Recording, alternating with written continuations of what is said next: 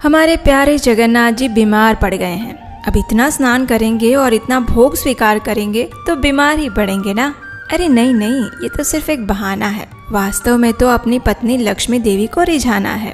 अच्छा, क्या ये सच है या फिर सिर्फ कही सुनी कहानी? चलिए इस रहस्य को उजागर करते हैं।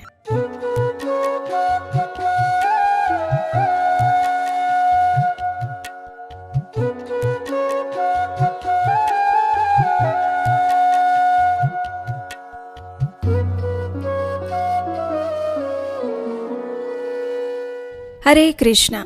आखिर भक्ति की शक्ति का विजय हुआ और भक्त की पुकार पर भगवान प्रकट हुए। वो दिन था ज्येष्ठ मास की पूर्णिमा का। राजा इंद्रद्युम्न और उनकी पत्नी देवी गुंडीचा अत्यंत भक्तिभाव पूर्वक उनके आराध्य देव के प्रकट होने की प्रतीक्षा कर रहे थे। उनके राजमहल के कक्ष में दिव्य दारू ब्रह्म की लकड़ी से भगवान के सुंदर विग्रहों का निर्माण हो रहा था, लेकिन उस कक्ष के द्वार बंद थे और शिल्पकार की शर्त थी कि 21 दिन तक ये द्वार नहीं खुलने चाहिए। लेकिन 15 दिन बाद कक्ष के अंदर से छैनी और हथौड़ी की आवाज आना बंद हो गया। रानी को चिंता हो गई कि कहीं वह वृद्ध शिल्पकार को कुछ हो तो नहीं गया होगा, और रानी ने राजा से विनती करके उस कक्ष के द्वार खुलवा दिए। जब द्वार खुले तो सामने जगन्नाथ, बलदेव और सुभद्रा जी के सुंदर विग्रह विराजमान थे। ऐसा लग रहा था कि 21 दिन से पहले द्वार खोल दिए जाने के कारण मानो वे अधूरे ही रह गए थे। इस बात से व्यथित राजा अपनी भूल पर अफसोस करने लगे और तभी दिव्य आकाशवाणी हुई। उसमें कहा गया, हे राजन, मेरे ये विग्रह अपूर्ण नहीं हैं। इन विग्रहों को अपने अपने रंग प्रदान करो और सुंदर वस्त्रों से आच्छादित करो। सहस्त्र हाथ ऊंचा विशाल मंदिर बनवाओ और उसमें संपूर्ण वैदिक विधि से इनकी स्थापना करवाओ। मेरा ये स्वरूप कलयुग के जीवों का उद्धार करने हेतु प्रकट हुआ है, इसलिए इस स्वरूप में मैं जगन्नाथ के नाम से जाना जाऊंगा। आकाशवाणी सुनकर राजा प्रसन्न हुए और उन्होंने विशाल मंदिर बनवाया। शास्त्रोक्त विधि से इन तीनों विग्रहों की प्राण प्रतिष्ठा करवाई और उस समय आकाश से देवतागण पुष्प वर्षा करने लगे। चारों ओर नगाड़े और दुंदुभियां बजने लगी और जगत के नाथ जगन्नाथ अपने भाई बलदेव और बहन सुभद्रा जी के साथ वहां प्रकट हुए।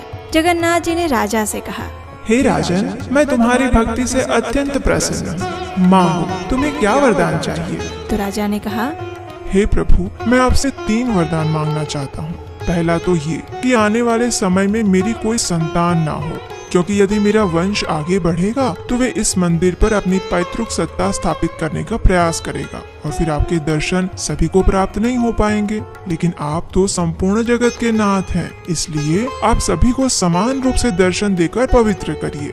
दूसरा वर ये कि आप पूरा दिन भोग स्वीकार करते रहें, आपके हाथ कभी भी सूखे ना, इतनी प्रचुर मात्रा में आपके लिए भोग बनाया जाए। और तीसरा वरदान मैं ये मांगना चाहता हूँ कि आप मात्र 3 घंटे तक ही विश्राम करें और बाकी संपूर्ण समय आप भक्तों को अपने दर्शन देते रहें। जगन्नाथ जी ने राजा की प्रार्थना स्वीकार की, लेकिन उन्होंने देखा कि देवी गुंडीचा के मन में कुछ बात है, इसलिए उन्होंने रानी से पूछा, हे माता, आपके मन में क्या संशय है, बताइए।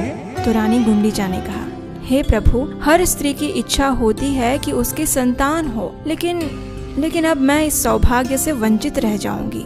अब मेरा कोई पुत्र नहीं होगा जो मुझे मिलने के लिए आएगा और मृत्यु के बाद मेरा श्राद्ध करेगा।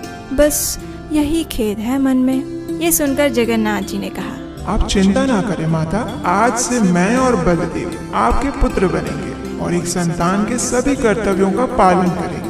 वर्ष में एक बार हम तीनों भाई बहन आपके पास आपके घर आएंगे और प्रतिवर्ष आपका श्राद्ध भी हम ही करेंगे। बस इसी वचन को पूरा करने के लिए भगवान जगन्नाथ प्रतिवर्ष रथ यात्रा के समय गुंडीचा मंदिर में अपनी मौसी माँ से मिलने के लिए जाते हैं और कुछ दिन वहीं पर बिताते हैं।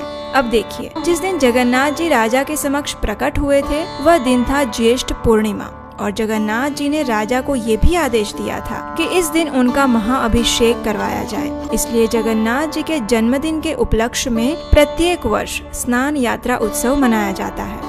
इस दिन सर्व तीर्थमय कुएं से 108 सुवर्ण के घड़े भरकर जल लाया गया और जगन्नाथ जी, बलदेव जी और सुभद्रा मैया का महास्नान यानी स्नान यात्रा संपन्न करवाई गई। इस दिन जगन्नाथ जी को एक विशेष गजवेश भी पहनाया जाता है। अब इतना स्नान करने के बाद जगन्नाथ जी बीमार पड़ जाते हैं। जिसे ज्वर लीला या फिर अनावसर कहा जाता है। इस समय जगन्नाथ जी अपने भक्तों को दर्शन नहीं देते और 15 दिन के लिए अलग स्थान में रहकर राज वैद्य से उनका इलाज करवाया जाता है। उन्हें विभिन्न औषधि युक्त काढ़ा दिया जाता है, फुलरी नीति संपन्न करवाई जाती है और वास्तव में तो ये समय जगन्नाथ जी अपनी पत्नी देवी लक्ष्मी के साथ व्यतीत करते हैं। एक आदर्श पति की तरह उन्हें प्रसन्न करते हैं। 15 दिन हो चुके हैं। अब तीनों भाई बहन स्वस्थ हो चुके हैं। एक दिन संध्या के समय सुभद्रा जी और जगन्नाथ जी बैठे हुए थे और आपस में बात कर रहे थे। तो सुभद्रा जी कहते हैं, भैया कितने दिन हो गए हमें बाहर कहीं गए हुए और फिर अब तो हम स्वस्थ भी हो गए हैं, तो चलिए ना थोड़ा नगर भ्रमण करके आते हैं, कैसा विचार है बताइए। तो जगन्नाथ जी कहते हैं, हाँ विचार तो अच्छा है, लेकिन पहले बड़े भैया से पूछना पड़ेगा ना। तो सुभद्रा जी कहती है, हाँ चलो चलो भैया से पूछते हैं, चलिए। और दोनों चले जाते हैं बलराम जी के पास। जगन्नाथ जी कहते हैं, भैया हम सोच रहे थे कि काफी दिन हो गए हमें अपने भक्तों को दर्शन दिए हुए, तो क्यों ना हम कुछ दिनों के लिए नगर यात्रा पर चले।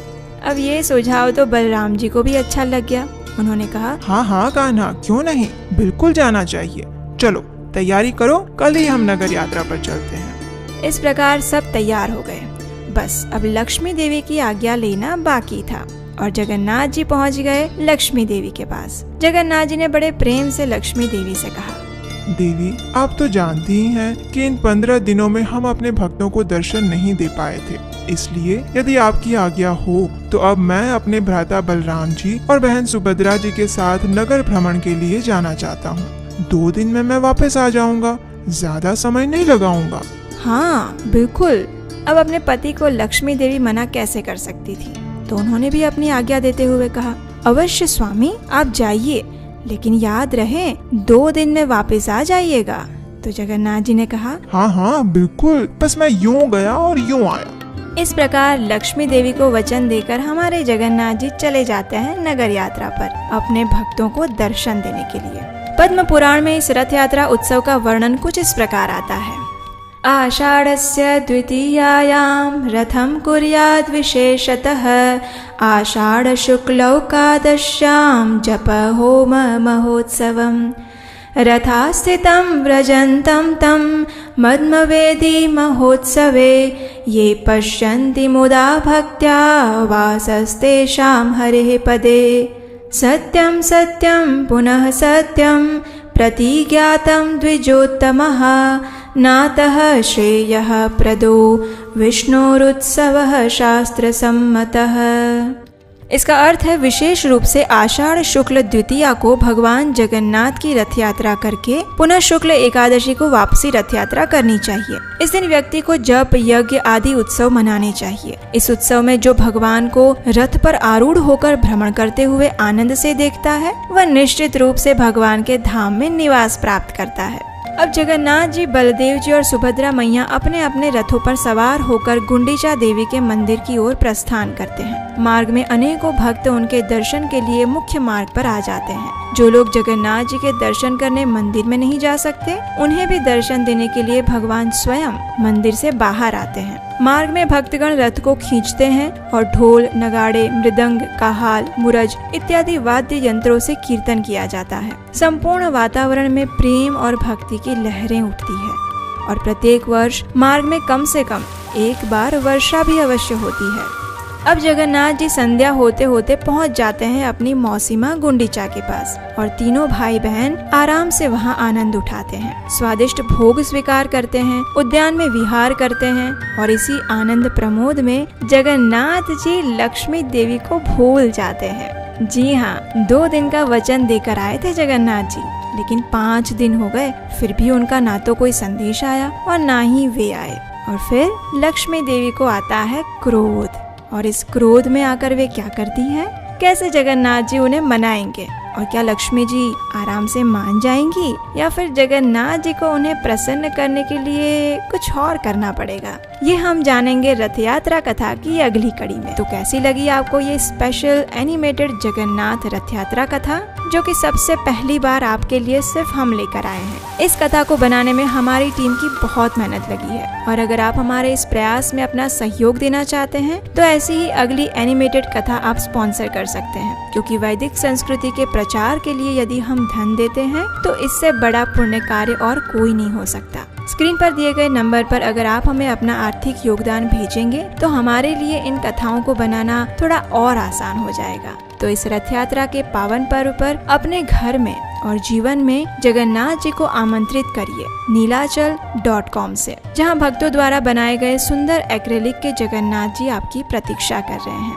और हाँ, जाने से पहले आपकी अपने इस चैनल को सब्सक्राइब करना मत भूलिएगा, क्योंकि अब विशेष जगन्नाथ कथाओं का खजाना खुलने वाला है। हरे कृष्णा।